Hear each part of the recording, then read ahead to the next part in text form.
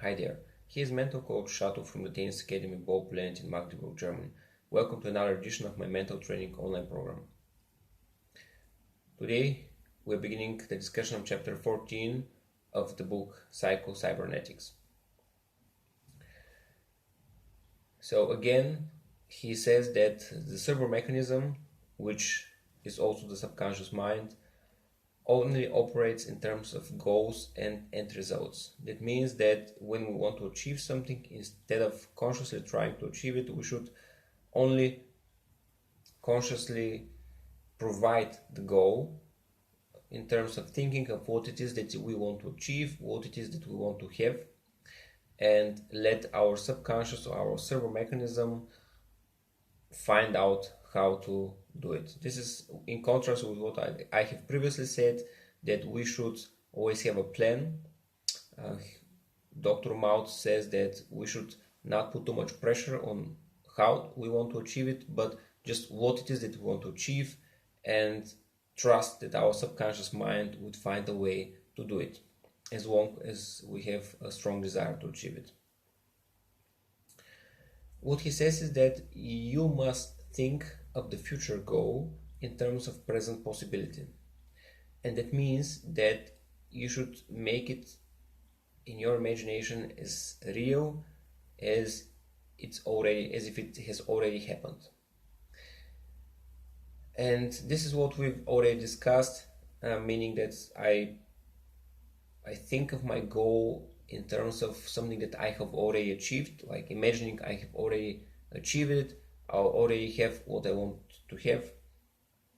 And it does appear difficult, and I think it is difficult. It took me a lot of time before I could manage it. Dr. Mautz puts it in another way. He says it's very easy, and he says that this is the same thing when we worry about something. For example, when you have an exam, you're learning hard for it, and you're very worried that you're going to fail, that you're going to get a question that you don't know the answer to, and you're projecting it in your imagination, worrying about it, being afraid about it, and this is exactly the same thing. It's just that we're not projecting negative things, we're projecting positive things. So it is possible, and it is something that every one of us is doing every day, but we rather do it about negative things, and Dr. Mao says we're able to do it, we just have to do it for a positive thing. And again, very important message in the book: the nervous system cannot tell the difference between real failure and imagined one.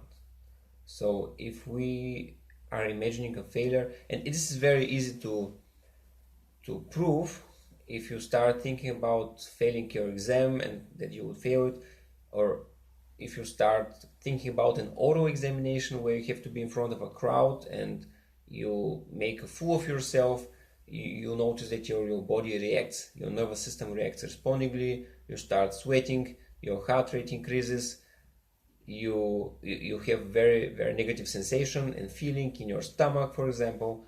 So it's very easy to prove that, to see it for yourself, that just imagining an experience, by imagining it, the nervous system reacts to it as if it were really happening. Again, Dr. Mao says that we should strive towards our goals without too much effort. Otherwise, it's detrimental for the success. And his point is the following: imagine you really want to go, you go to a party and you want to be very spontaneous. You want to be spontaneous and you're putting a lot of effort to be spontaneous. The result would be that you're not spontaneous at all. Or you put a lot of effort into being funny, being a cool guy, getting along with people. It is very likely that if you do this, you'd achieve exactly the opposite. You'll be trying hard, and it comes across immediately as something that's not that cool, and you actually harming yourself. So too much conscious effort, too much trying too hard is not a good thing. Rather, he says, leave it to your subconscious mind, to your servo mechanism. You just focus on what is that you want to achieve, and your subconscious mind would find a way to achieve it. And it would find a much better way that you would have on a conscious level. Another thing is that what he talks about is feeling, and he says that it's very important not to think about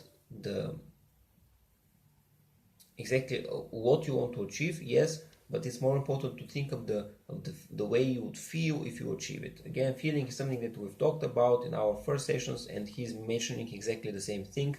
He says that feeling is capturing the feeling of the success is even more important than the image of success. He gives several examples of how feeling is actually the one thing that determines success. He is citing, for example,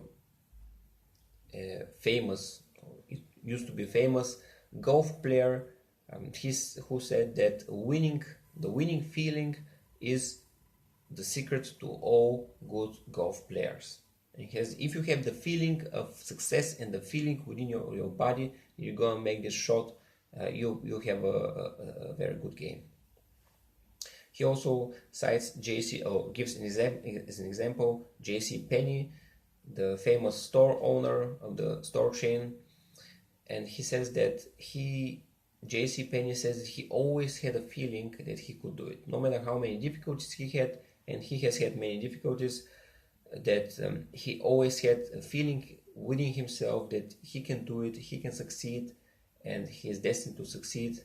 And Dr. Mount says that this is also the reason why he succeeded.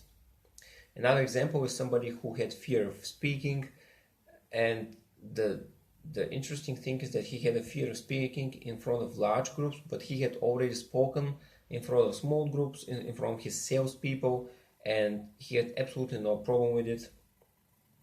So what he did was he imagined how it felt to talk to those small groups, how easy it was, how well he came across, and he captured this feeling and then transferred it to the image of the large crowd, of performing in front of a large crowd. And he reports in his book that he never had a problem with the public speaking, and in fact that became his major career. So somebody who had fear of public speaking overcame it by capturing the feeling of success and of easiness while talking to other people as a past experience. So capture the feeling of success and you'll be successful. This is one of the messages of this chapter. Next week we're continuing with the same chapter with more wisdoms to come. Until then, have a good time.